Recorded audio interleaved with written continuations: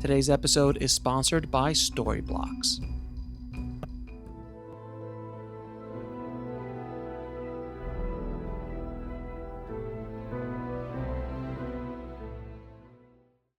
Mankind is a race of explorers.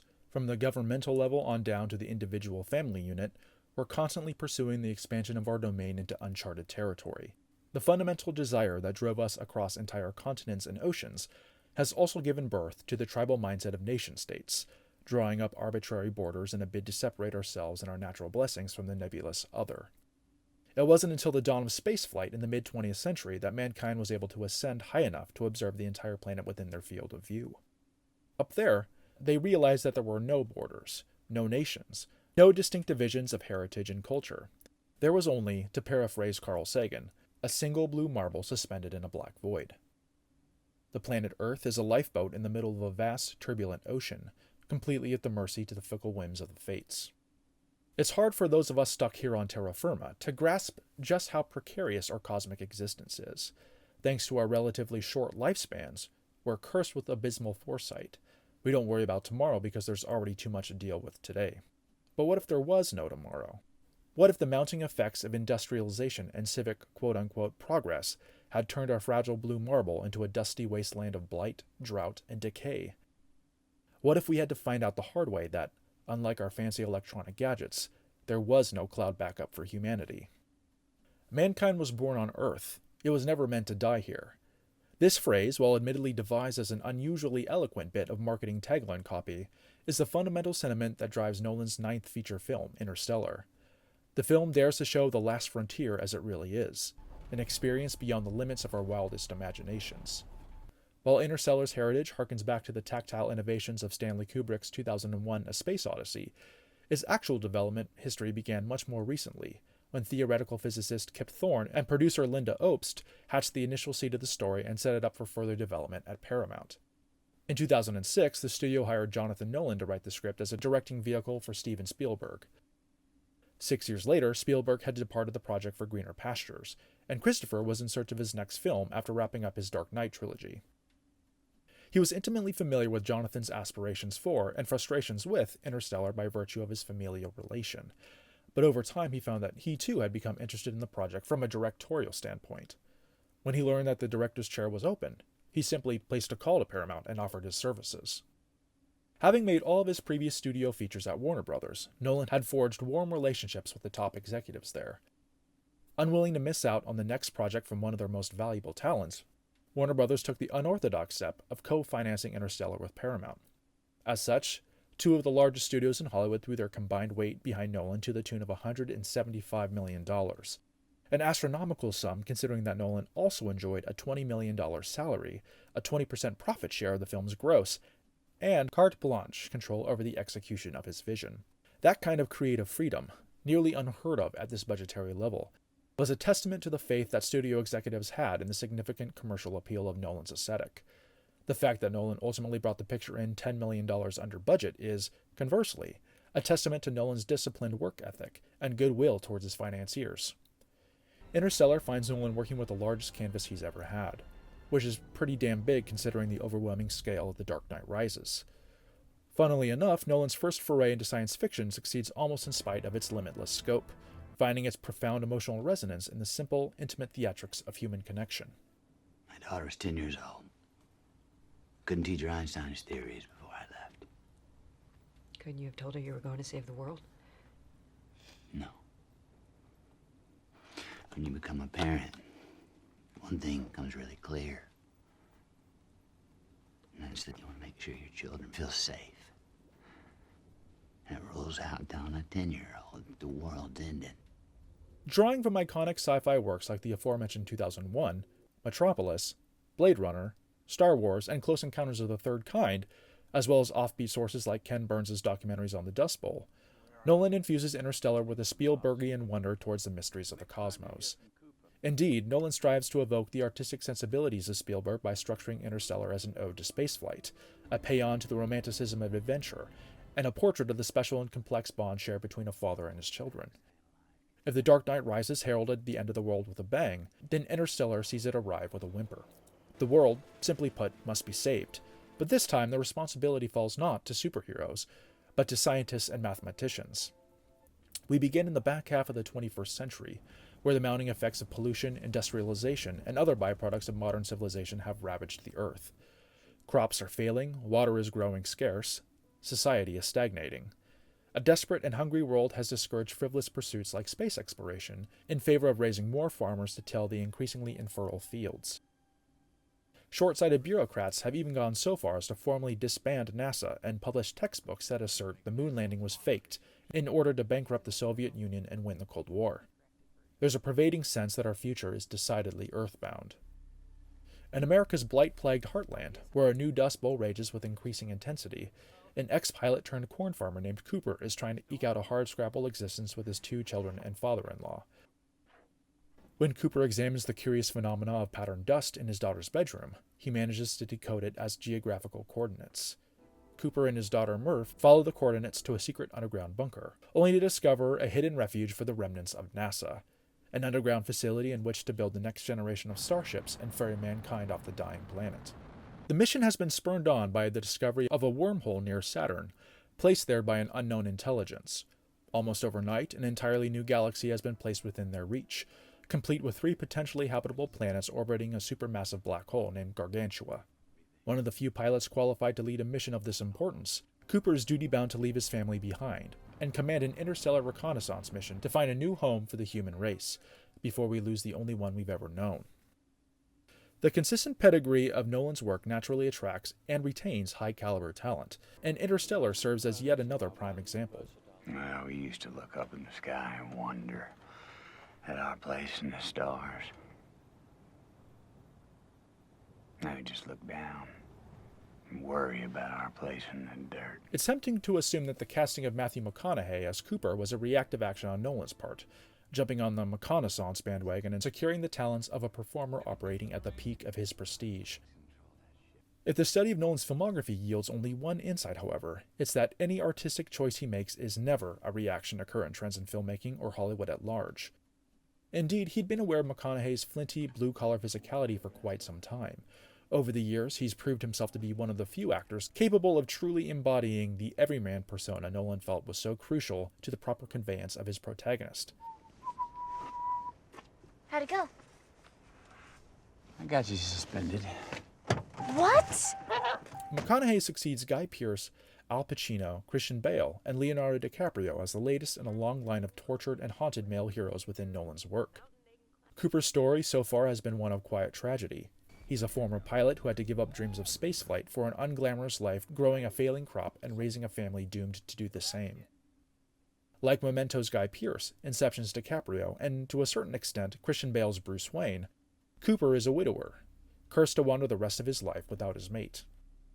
Also like these characters, he's whip-smart and resourceful, a natural-born leader with bottomless reserves of courage and a ferocious commitment to family. Why did you and Mom name me after something that's bad?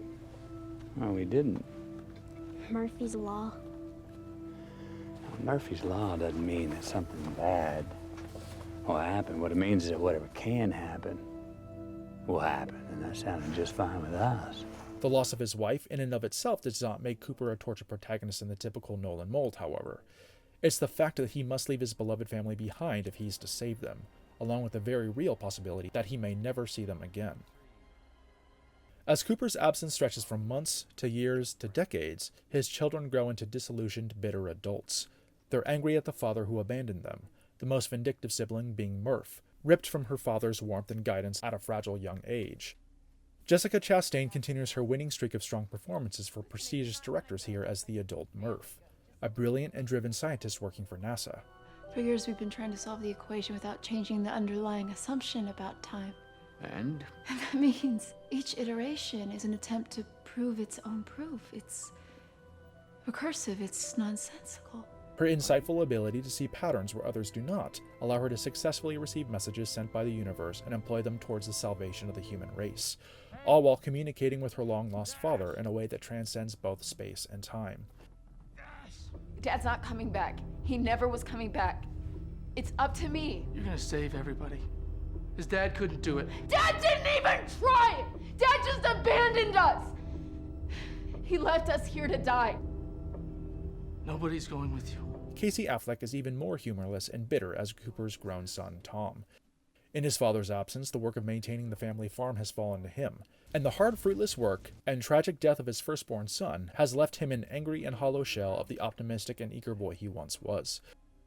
Well known for his gangly, boyish physicality, Affleck instead conveys an imposing corn-fed frame and a pragmatic coldness that puts him at odds with Murph's good intentions.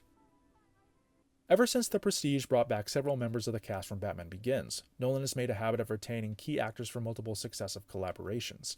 Michael Caine is easily the most visible example of this aspect of Nolan's career, having appeared in all the director's films since 2005. Earth's atmosphere is 80% nitrogen. We don't even breathe nitrogen. Blight does, and as it thrives, our air gets less and less oxygen. The last people to starve will be the first to suffocate. In Interstellar, Caine plays Cooper's mentor, Professor Brand, the weary NASA scientist in charge of the Endurance mission. The character is a variation on the archetype he typically plays in Nolan's work, that of the sagely mentor and charming bearer of exposition. But where the Professor Brand character diverges the most from prior performances is in his intentional misleading of Cooper and his crew about the ultimate impossibility of their primary mission objective. You don't think nature can be evil? No. Formidable, frightening, but no, not evil. Anne Hathaway, hot off her first collaboration with Nolan in The Dark Knight Rises, plays Professor Brand's daughter, also named Brand. As a character who finds herself caught at the intersection of faith and reason, Hathaway capably conveys her character's vulnerable intelligence and idealistic confidence. More than just a potential love interest for Cooper, Brand is a conduit through which Nolan presents one of Interstellar's key ideas: the idea of love as a powerful, quantifiable cosmic concept. I'm drawn across the universe to someone I haven't seen in a decade, who I know is probably dead. Love is the one thing we're capable of perceiving that transcends dimensions of time and space. Maybe we should trust that, even if we can't understand it yet. The rest of Interstellar's supporting players are comprised of faces well known, obscure, and surprising. Now, the incredible sacrifices being made by the people on Earth who are gonna die because in his arrogance, he declared their case hopeless. I'm sorry, Cooper. Their case is hopeless. Shielded from all marketing materials prior to release, Matt Damon unexpectedly turns up halfway through the film in a major role as Man, a team member from a previous reconnaissance mission who is discovered on a desolate, icy planet ensconced in his hypersleep pod. Upon waking, Man is initially grateful and overwhelmed that someone came to find him, but as the realization dawns that his planet is ultimately not suitable for Earth's new home, he reveals the ruthless and cowardly survivalist side of his nature. You once said that Dr. Man was the best of us. He's remarkable.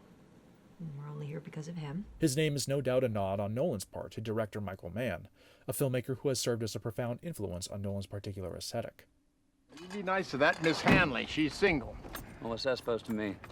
Repopulating the Earth. Start pulling your weight, young man.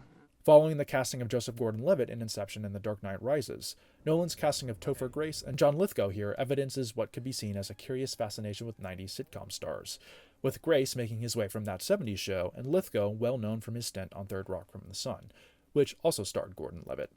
Grace plays Getty, adult Murph's NASA colleague, while Lithgow eases into a grizzled seniority to play Donald, Cooper's father-in-law and grandfather to Murph and Tom. But 6 billion people. Just try to imagine that. And every last one of them trying to have it all.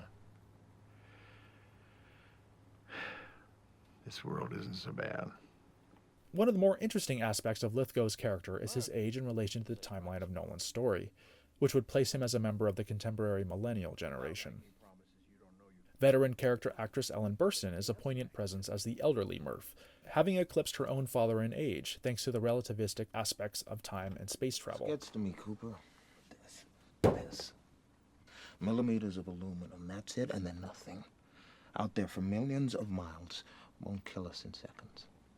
Wes Bentley and David Gaiassi play Doyle and Romilly, respectively, 2 fellow astronauts on the Endurance mission who help explain the film's brain-twisting concepts about relativity to the audience. Hey, Tars, what's your honesty parameter? 90%. 90%. Absolute honesty isn't always the most diplomatic, nor the safest form of communication with emotional beings. Okay. Bill Irwin makes the best of a thankless task by providing the voice and puppetry for TARS, a non-humanoid, artificially intelligent robot that accompanies the Endurance crew.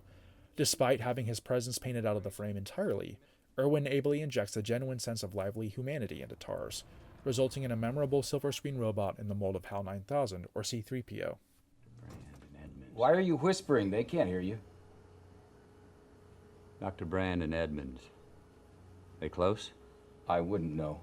Is it 90% wouldn't know or 10% wouldn't know? I also have a discretion setting, Cooper. 9 features into his career, Nolan has solidified a core group of trusted craftspeople in service to his vision. Producer/wife Emma Thomas, production designer Nathan Crowley, composer Hans Zimmer, and editor Lee Smith. However, Interstellar forces Nolan to make a radical change in a key department. Wally Pfister, who had shot all of Nolan's films since Memento, was unavailable because of the production of his own directorial debut, Transcendence. Understandably, Pfister leaves big shoes to fill, but Dutch-Swedish cinematographer Hoyte van Hoytema proves a more than capable replacement, reinvigorating Nolan's outsized aesthetic by virtue of his fresh perspective. He ably replicates the muted earth and metal color palette of Nolan's previous films while infusing Interstellar with a gritty, documentary-style immediacy uncommon to most sci-fi films. He achieves this by shooting a majority of the film handheld, which results in naturalistic compositions that evoke an organic, lyrical nature not unlike the late-career aesthetic of Terrence Malick. Hoytema employs other tools like blown highlights, as well as Spielbergian and Abrams-esque lens flares that fan out into concentrated horizontal bands of light, a visual artifact unique to anamorphic lenses. From the cinematography on down to the final sound mix, Nolan intended for Interstellar to be his most technically ambitious work to date. The lion's share of his attention is lavished on the visuals, building on his innovative use of large-format film gauges in a narrative setting. If its staggering runtime of 2 hours and 49 minutes wasn't enough, Nolan projects the unprecedented scale of Interstellar's narrative by shooting his largest ratio of IMAX to 35mm film yet. The supersized IMAX format better conveys the infinite depths of space, restoring a sense of grandeur and wonder to a genre that's otherwise been lost in recent years to an orgy of flimsy CGI fests. Indeed, when Nolan juxtaposes the microscopic insignificance of human spacecraft against the massive backdrop of Saturn, it's hard to imagine any other format that can better communicate the awe-inspiring scale of the heavens. With each successive film, Nolan further innovates and strengthens IMAX capabilities for narrative storytelling, and Interstellar provides him with the opportunity to use it in conventional dialogue scenes or handheld in cramped quarters, in addition to grandiose moments of spectacle. The use of IMAX also highlights Nolan's preference for celluloid, allowing him to better demonstrate film strengths while combating the ballooning resolution of digital formats fast approaching their 10,000th pixel. In a way, Nolan achieves a poetic sublimity in his use of IMAX on Interstellar. One of his primary motivators for using the format in the first place was his reasoning that if an IMAX camera can be lugged into space, it can be used to shoot a narrative feature film.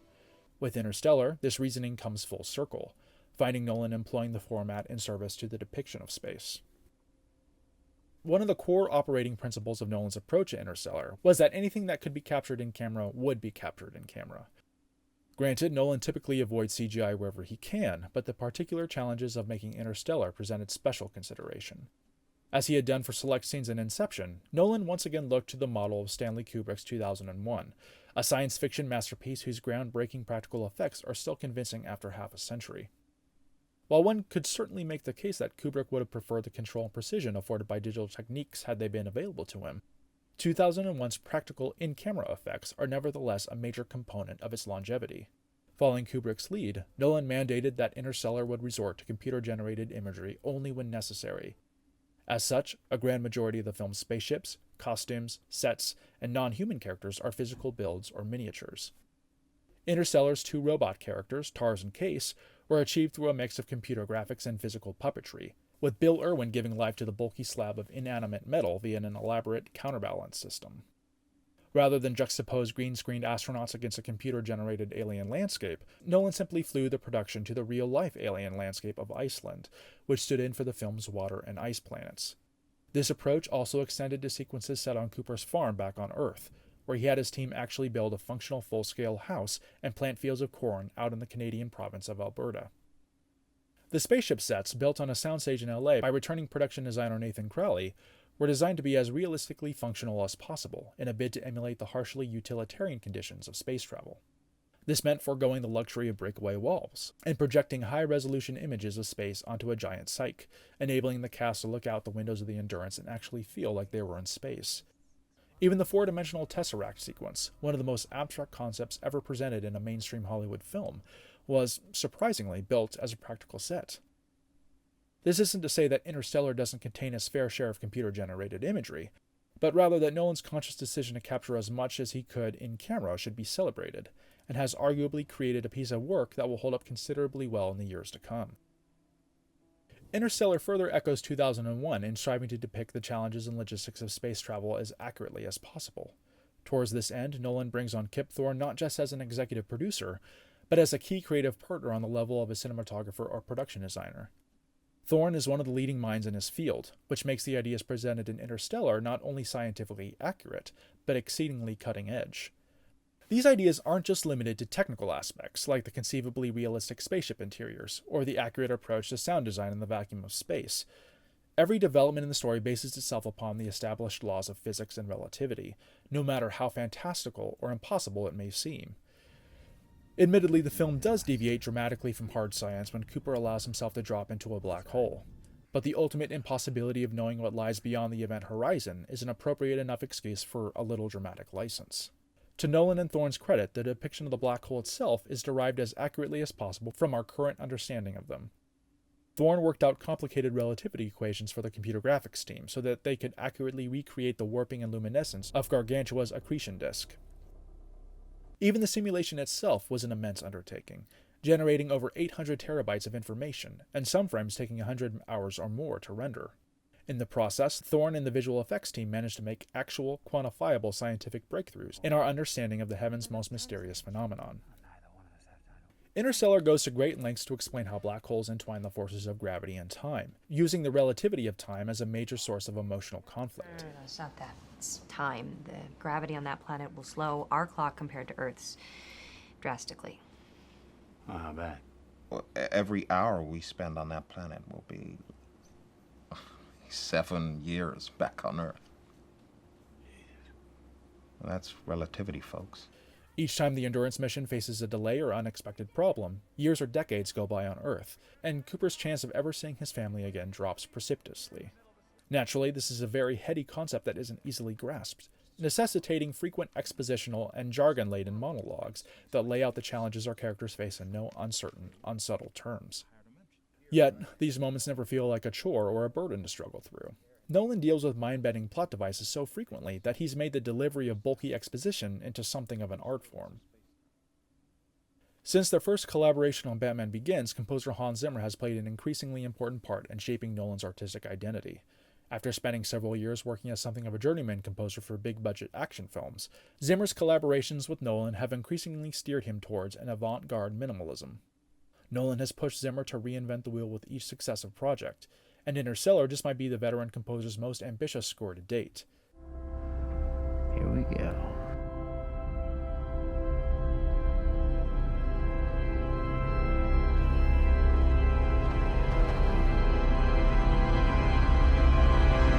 Having grown weary of the conventional director-composer collaborative relationship, Nolan employed an inspired tactic.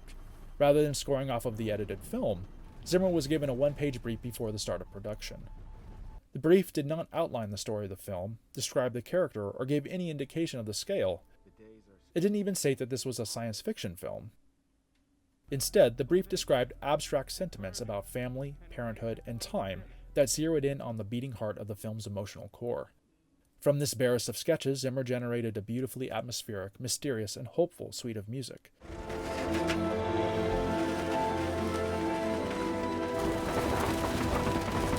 It's an Indian Air Force drone. Solar cells can power an entire farm. Take the wheel, Tom. Advised by Nolan to stay away from the tried-and-true orchestral string arrangements, Zimmer sourced his sounds from a palette of ticking clocks, melancholy piano chords, and most notably, an urgent church organ.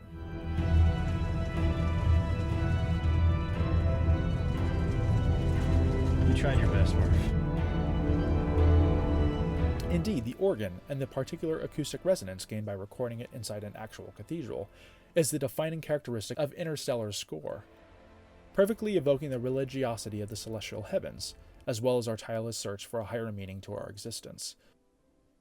By not tailoring his score to the expectations of the science fiction genre, Zimmer is able to tap directly into the universality of the human experience at the center of the story, and deliver one of the finest works of his career.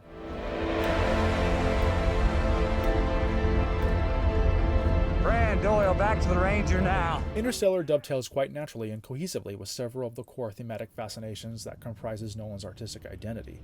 Time, and the manipulation thereof, consistently shapes the structure of his films, and Interstellar posits that time is a spatial dimension unto itself, one that can be stepped outside of and looked in on as it stretches and warps in a relativistic relationship with gravity. Is there any possibility? I don't know, some clever way we could maybe, jump in a black hole. Came back the years. Don't shake your head at me. Time is relative, okay? It can stretch and it can squeeze, but it can't run backwards. It just can't, right? The only thing that can move across dimensions like time is gravity. Whereas Memento played with the lateral direction of time, or Inception explored how a single action's effect could compound along multiple parallel timelines, Interstellar goes one step further by turning time into a physical dimension, embodied in the four-dimensional tesseract that allows Cooper to interact with his daughter across multiple points of her lifespan. It's immediately apparent that Nolan sees great dramatic potential in the relativity of time as it pertains to gravity. Hello, Rob? I've waited years. How many years? By now it must be. It's 23 years. One of the film's most emotionally resonant sequences finds Cooper and Brand marooned on a water planet closely orbiting the gravity-dense black hole. Because the individual perception of time differs according to the strength of gravity's pull, they perceive themselves as being on the surface for only a few hours. When they return to the ship in orbit, however, they learn that 23 years have passed on Earth, and Cooper has an inbox with a lifetime's worth of messages from his kids, who have grown up in his absence and have reached the same age he had been when he left home. Nolan's fascination with time is also represented by his usage of montage and cross-cutting and pursuit of a subjective emotional experience in the building of dramatic intensity. Looking over his series of collaborations with regular editor Lee Smith, it's not uncommon for Nolan to employ crosscuts that span great distances of time and space, but Interstellar's crosscuts compress whole decades and unfathomable light years within the space of a single frame. One memorable sequence late in the film cuts between Murph diverting her brother's attention by burning his corn crop, while on an icy world in a separate galaxy, Cooper battles for his life against man's attacks. They are separated by untold millions of miles and several dozens of Earth years, but they are united in their singular cosmic struggle to save the human race. Nolan's films explore and subvert our perception of time in pursuit of a greater, unified statement about the subjectivity and fragility of our individual realities. There is no single objective truth in his films, no matter how hard his characters search for it. Perhaps that's why his protagonists are always so tortured or burdened with regret. They devoted the entirety of themselves to the pursuit of something they ultimately can never attain. Nolan has sometimes been called an emotional mathematician, most notably by fellow director Guillermo del Toro. Beyond his championing of technical precision and a tendency to manipulate the emotions of his audience through calculated technique instead of raw artistic ingenuity, the phrase also alludes to his use of academic disciplines like geometry and science in his storytelling. In other words, a large portion of his life's work has been a celebration of the magic of data. This is true in Interstellar more so than any of his previous films, with entire plot points hinging around the conveyance of ideas and messages via Morse code, binary coordinates, flight path equations, and even gravity as a form of interdimensional communication. A considerable amount of screen time is dedicated to Cooper and his crew figuring out how to best conserve their limited fuel supply, which isn't as boring as it sounds when it means we get to see him pull daredevil spin maneuvers to slow down his lander, rather than using fuel-consuming air brakes. This conceit folds in well with Nolan's reputation for structuring his plots as puzzles his characters must solve. Interstellar's astronauts must summon all their intellect and resourcefulness in order to solve the biggest puzzle of all, gravity. Architecture plays a significant role in this regard, most notably in the design of NASA's cavernous underground bunker. The space is shaped like a massive centrifuge, and for good reason. Once Brand solves the problem of gravity, he plans to physically lift the building into space as a 21st century ark that will ensure humanity's survival. Its circular shape will allow the station to spin in orbit, generating artificial gravity for its inhabitants. The exotic world of space travel allows Nolan to indulge in his continued exploration of functional style. Great consideration was given to the film's Spacesuit Costumes, with Nolan striving for a sleeker silhouette than the cumbersome suits employed by modern astronauts.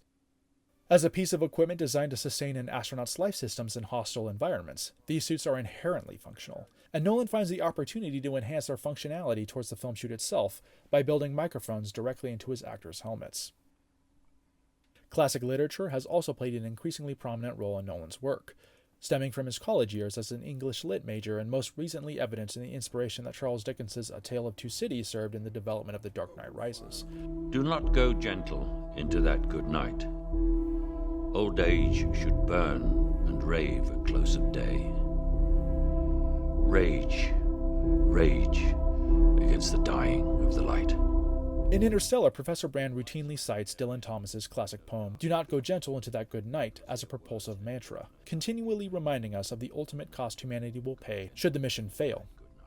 Though Nolan is very mechanically minded in both the thematics and execution of his story, Interstellar's ultimate message is surprisingly organic and optimistically abstract. That love is a higher dimension than both space and time. That we all draw from an interconnected cosmic soul. That our love for each other gives the human race meaning and significance in the face of a cold, endless oblivion. By the time of Interstellar's release in November of 2014, Paramount had completely ceased the distribution of celluloid release prints in favor of an all-digital delivery to theaters. However, Nolan harnessed his considerable clout and convinced the studio to make an exception for him, even going so far as providing an incentive to see the IMAX, 70mm, and conventional 35mm film prints over digital by making them available a full 2 days before the film's official release. Interstellar scored mostly positive critical reviews, most of which praised Nolan's considerable technical showmanship and awe-inspiring ambition, even as they found some faults in the overall cohesiveness of the story.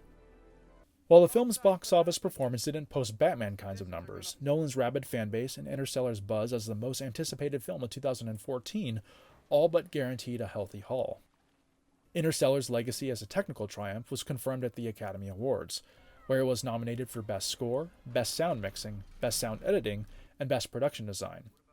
It would go on to win the Oscar for Best Visual Effects, the same category that Kubrick won for his work on 2001: A Space Odyssey. While Interstellar may not end up as timeless a classic as Kubrick's masterpiece, it will nevertheless go down as one of the most audacious and ambitious science fiction epics ever made. With his staggering pair of apocalyptic epics, Nolan has once again proven himself a true cinematic craftsman of the highest degree, consistently holding true to his principles, convictions, and authority, even as the scale and budgets of his films balloon to ever higher elevations. The Dark Knight Rises and Interstellar secured Nolan's legacy as not just his generation's premier purveyor of intelligent and challenging high-concept storytelling, but also as a formative influence on the generation of film artists to come. Having thoroughly explored the outer reaches of the universe, the only direction left for Nolan to travel was back inward, thus beginning a new phase of his career that would further refine his talents and continue to break new ground in narrative and technical structure.